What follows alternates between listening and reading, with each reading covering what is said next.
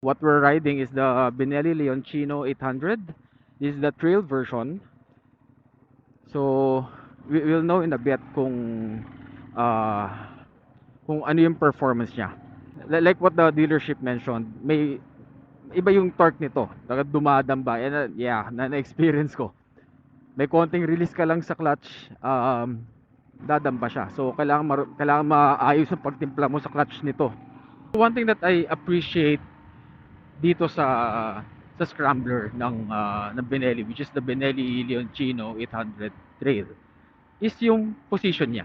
Hindi siya upright talaga, na parang upright sitting position. It's a bit lean forward by, let's say, around 5 to 10 degrees forward. No. 10 degrees is too much. Siguro mga 5 degrees forward, pero mararamdaman mo na naka-lean forward ka ng konti. Tapos, masarap din, siguro ako kasi sanay ako sa positioning ng paa na medyo naka-atras ng konti. That's because of me coming from a cafe racer. Pero ito, hindi siya sobrang naka-atras, pero may ano siya, parang naka-atras siya ng a bit. Okay, so it gives you that parang semi-aggressive stance when riding. Maganda ang suspension din niya. Hindi siya yung matalbog, hindi siya yung sobrang alog. Baga, sufficient, it's enough for for this for the roads that we have here in the Philippines. What you can see here is that this one's using TFT display panel. This is the trail version. We'll be diving into the technical specs in a bit. So ngayon, syempre, ginagamay lang muna natin. Napakaramdaman yung power ng motor. So yeah, there. The torque is there. This is an 800cc machine. So parallel twin. So kapag gusto mo overtake, talaga may bibigay siya. Hindi siya biro. Hindi siya nakaka-intimidate dalhin kasi alam mong ano eh, yung kaya mo siya. Hindi siya sobrang bigat for an 800cc motorcycle. Hindi siya mabigat para sa category na 'yan. The TFT is clear in broad daylight. Partida na today, it's parang 12:30 in the afternoon, and sobrang clear. Kitang-kita siya. Yung iba kasi um yung ibang display kasi kapag nasinaga ng araw, hirap na. This one, mapalilim. Ito arawan, ito natin sa lilim. Ito sa lilim, maliwanag. Walang difference. So, the display is very nice. Hindi ka mahihirapan basahin to. Even if you're riding, so it's good. Okay, so let's take a spot here and let's do a review of the Benelli Leoncino 800 Trail. Let's take a look around. Let's see the specs ng motor na to. This is one good looking scrambler from Benelli. Okay, there. Okay, so ano ba ang meron sa motor na to? Of course, 4-stroke siya. Parallel twin. As you can see there, parallel twin. Uh, Dual overhead cam. 8 valves in total. Liquid cooled. There. And of course, fuel injected. um, the suspension, this one, this is 50 mm suspension. This is big. I can't even wrap my hand in this sa tube niya. Ganyan ang kataba. Okay, this is big. This is very sturdy. Okay, so this is a 50 mm front suspension, upside down no fork. Okay, so there. Tapos ground clearance for this one is 180 millimeters or 7.1 inches. Sa seat height, that's 818 millimeters or 32.2 inches. So for me na 5'7", hindi ko pa siya naka-flat foot. Pero naka-tiptoe ako a bit. So ganyan pa, nakaganyan konti. Okay? So this is 224 kilos yung bigat niya. and the tank is carrying 15 liters of fuel. Okay, so sa suspension naman sa likod, this is on a swing arm with monoshock. This one is the monoshock. Spring preload adjustable, hydraulic rebound adjustable. So, there, kailangan nyo lang siya adjust here. There's a knob there that you can twist para ma-adjust siya. Okay? So, na papalitan yung laro niya on how much it goes up, how much it goes down, pati yung kung hanggang saan siya pwedeng ibaba. This one I love about the Benelli Leoncino 800 Trail. This one is on tubeless rims. Using tubeless tires, I mean. Kasi, mo, yung spokes niya, nasa labas na. Here. So, meaning to say, tubeless na ito. Which is very big. There's one very big factor, especially for people like me, na ayaw na ma-hassle kapag bumabiyahe, wala nang intindihin masyado, na pag nadaan natin pako, hindi tayo problema kung na kailangan natin magtulak. Kasi syempre pag tubeless, then you can drive it until you see a vulcanizing shop para mapatanggal or para mapa-vulcanize yung gulong. So the convenience is there kapag naka-tubeless tires ka na. So good job here for Benelli na nilabas nila to na naka-tubeless na. Plus naka-spoke na siya. Is using spoke rims. So it adds to the overall design, or yeah, it adds to the overall design na aesthetics ng Benelli Leoncino Trail. Diba? Ang gwapo tingnan. This one falls on the scrambler category. Okay? So, this one is riding on Pirelli Scorpion Rally tires. As stock niya, naka Pirelli na siya. So, this is 120/70 19 so for the front, 120/70 19 tires for the front, and again tubeless. Tapos naka ABS siya sa harapan. Let's go there. There you go, ABS. Sa likod naman, of course, tubeless din siya, di ba? Good job talaga dito, Benelli. So tubeless, spoke rims, and this one is also on Pirelli Scorpion Rally tires, as you can see here, Scorpion Rally. And this one is 170/60/17. So sa harapan, that's 19 on the front. Sa likod, this is 17. So again, front tire is 120/70/19. Sa likod is 170/60/17. Both are Pirelli Scorpion Rally tires. What else adds to the beauty of this scrambler by Benelli? Itong dual tip exhaust niya sa nakikita ko. 'Di ba? Ang ganda ng pagkakapwesto. Comes from the engine na parallel twin pababa, and then inangat nila dito. It gives that scrambler look talaga. Tapos maganda to, may cover silang binigay kasi 'di ba, for some exhaust meron silang cover dito, 'di ba, yung bakal. This one doesn't have that, but it has the fairing that extends here para ma-cover yung exhaust para hindi kayo mapaso, or yung angkas nyo para hindi mapaso. Sa harapan sa headlight, this is using LED. It's LED headlight for the front. LED yung turn signal lights. For the rear, it's the same. It's LED signal lights and LED tail lights. So everything here is LED. Everything is modern. But the look, this still gives me the classic vibes, di ba? For scrambler. Ang isang napakalaking factor sa akin dyan talaga is the upside down fork na gold. Ang taba. Tapos yung gulong na spoke. 'Di ba? Guwapo. At ang classic niya tignan. The seat is comfortable.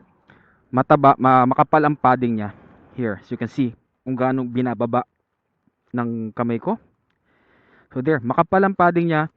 Maganda yung pagkakalapat ng puwet natin. When we sit upright.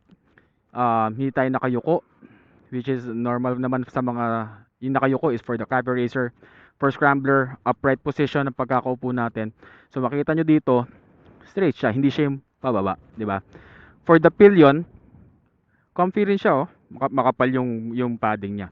Tapos we have this, ako I use this kapag hinihila yung motor, pinapark dito ako mahawak since wala siyang grab rail. Um, and this is also the strap here for everyone's information. May mga bags kasi na kinakabit sa likod that has a provision for a strap na ginaganyan. So dito natin siya nilalagay. Okay?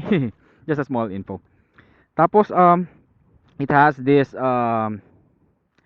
grip sa side ng tank niya.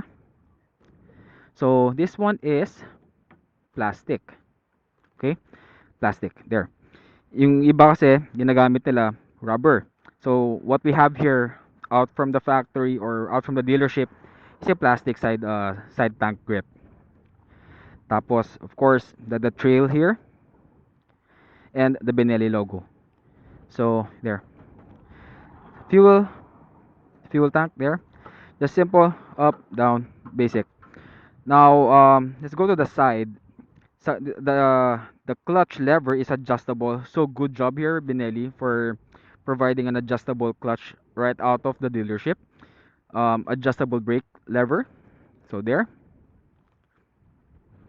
And for the controls, what we have here is the high beam, low beam, and the passing light there. Buksan natin para makita natin, di ba? Now, this one, mukha siyang abang.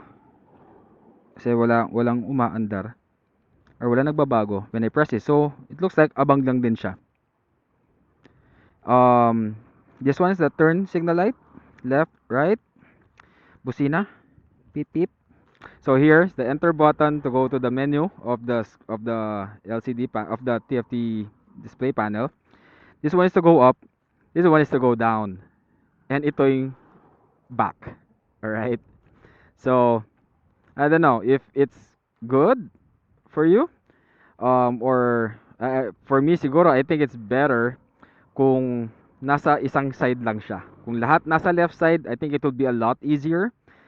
'Di ba? Isang kamay na lang para mag-switch ng to go to the menus, to go up, sa baba, to go down, tapos back siguro somewhere there. So for me, I'll be honest about this. I like na gusto na siguro what Benelli is going for here is para maging even. 'Di ba? Yung controls meron dito, meron sa kabila. But for me, as someone who rides motorcycles and siguro for you guys also, it will be a lot easier kung lahat ng controls mo nandito na. Especially if you're controlling lang naman yung nasa display, 'di ba? Lahat ng selections nandito na. So, well, that's my opinion. So there. Um, this one controls the hazard. Turn it on pakaliwa. There. Turn it off kanan. All right. So there. This is the Benelli Leoncino 800 Trail. One beautiful scrambler by Benelli. So andito pa rin yung trademark nila na logo ng Benelli, the lion. It's fitting to be placed in a Leoncino. The same thing, meron din sila sa ganyan for the Benelli Leoncino 500 naman. Okay, so there, what we have here is the Benelli Leoncino 800 Trail. Very bulky. 6'6 siya. Kung titignan nyo, parang wala ka ng ibang pwedeng ilagay. So, sobrang siksik yung makina niya dito. Ang laki kasi. This is an 800cc motorcycle. And there, what we have here is the oil filter coolant, if I'm not mistaken there. Tama ba? I think so. So there, kung titignan nyo yung makina, talaga, ang laki. Di ba? Again, this is an 800cc machine. The design is there. Talagang classic scrambler look. And scrambler feels gulong from the tires to the fork to the cowling. Yung position ng handlebars niya is upright. The seat, how it's made, yung stitching niya, it's classic. Yung position ng pagkakaupo natin dyan is very fitting for a scrambler. And of course, like what I said a while ago, this adds to it yung dual tip muffler. Ang ganda ng pagkakaporma, di ba? So overall, that is the Benelli Leoncino 800 Trail, a beautiful machine by Benelli. Something worth considering for those who would like to upgrade or get their bike, um, their first big bike. This is for me, kaya naman siya, madali naman siya timplahin. Pagpapaanda rin. Yes, dumadamba siya, but nothing that you can't learn by yung sa paglalaruin mo yung clutch and yung silinyador. So, there. Powerful bike for an 800cc machine, and still, uh, for me, I can't think of anything else that you can ask for a scrambler. Kasi andyan na lahat. At least for me, from what I'm looking forward to, or from what I'm looking at sa motor, ay ito na yung mga gusto ko eh. Um, Classic look, upside down forks, tubeless tires, spoke rims, and this one, yung sa foot peg, may rubber na siya para to give less vibration sa paa natin. Same sa passenger. So there. What else can you ask for? Di ba? Guwapo. Okay, so I hope was able to give Benelli Leoncino Trail justice by this review. Ito yung sounds niya. Okay. Expected for a parallel twin. Don't be misled by the people saying na, "Oy, tunog inline 4." Sorry. Sorry, I'll be honest there, guys. Um, Iba ang tunog ng inline 4. Alam naman natin lahat 'yon.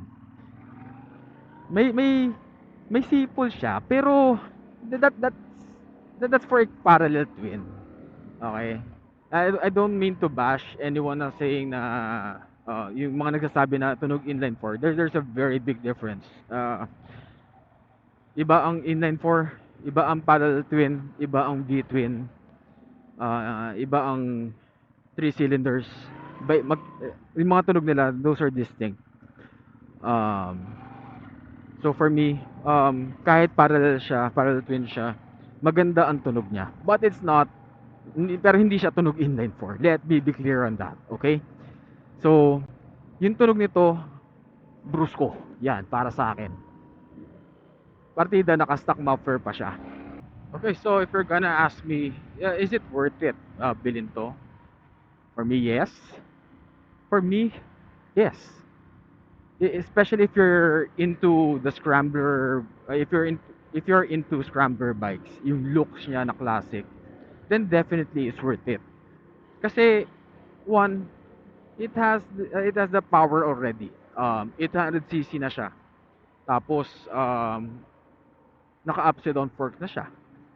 Again, I cannot stress enough how beautiful yung how important para sa akin kasi yung tubeless tires. So, ang laking factor nun.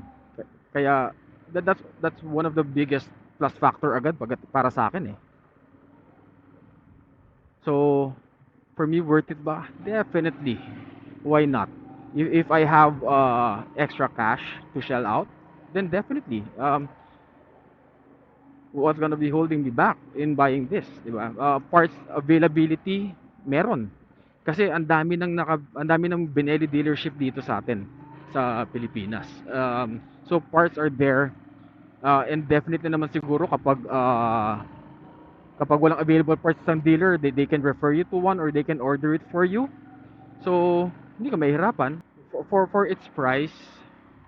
What I can say, definitely worth it. And gaya na sabi ko nga, um, if I can consider buying one, then for me being a classic lover, then definitely I can consider buying one of these. Kasi maganda siya, upright position compared to my cafe racer na yung Suzuki SV650X. Um, Comfortable siya dalhin. Tapos ang ganda talaga ng itsura niya. I'll be honest about that. Kahit kailang beses ko na siguro sinasabi na iba ang appeal nitong scrambler nila, itong Leoncino. It's nimble, it's fast, it's powerful, it's torquey. But ano siya eh, mapapaamo mo siya eh. Basta marunong ako magtimpla ng clutch. Okay, so for those na bibili nito or magka-test ride in the future, uh, be cautious of that. Tapos yun nga, magandang display niya. Good display, very clear TFT display panel. Um, may papalitan ka dito, siguro ano lang, busina. Kasi, busina to, stock eh, tip-tip eh. So, aside from that, I don't see anything that needs to be changed here anymore. The suspension is good. Um, the seat is already good. Comfy siya upuan. I think I can ride this for hours. Um, the design is classic. It's timeless. Kaya nga mas gusto ko yung mga classic looking bikes kasi well, it will go a long way. Baga maluluma na itsura ng iba pero yung motor mo parang bagay pa rin sa panahon na yan. Okay, so yeah, this is the review for the Benelli Leoncino 800 trail version. So like I hope you get to learn something from this, and feel free to do test rides sa Benelli. They offer that. So just drop by to your Benelli dealership. All right. So there. Thank you. Have a good day, everyone. Ciao.